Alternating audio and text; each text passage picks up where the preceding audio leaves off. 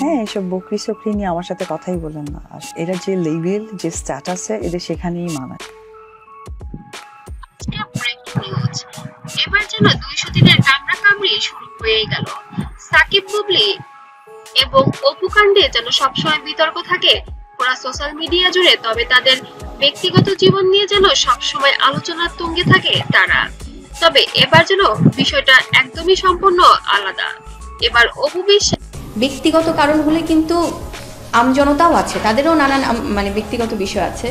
যেন শবনম বুবলিকে ফোন দিয়ে অকথ্য ভাষায় গালিগালাজ করতে শোনা যাচ্ছে এবং ফোন রেকর্ডও ভাইরাল হয়ে গিয়েছে সোশ্যাল মিডিয়ায়। অপু বিশ্বাস এবার বুবলির সঙ্গে অনেক খারাপ ব্যবহার করেছে এবং অনেক বাজে ভাষা ব্যবহার করেছে। তবে বুবলিও অপর প্রান্ত থেকে যেন চুপ সাকিব এত ভালো একটা ছেলে, আমি এটুকু বলতে পারি যে আমরা ছিল না, সেও অনেক নোংরা ভাষা ব্যবহার করেছে। তবে অবশেষে যেন অপুর কাছে ফিরে আসবে সাকিব খান।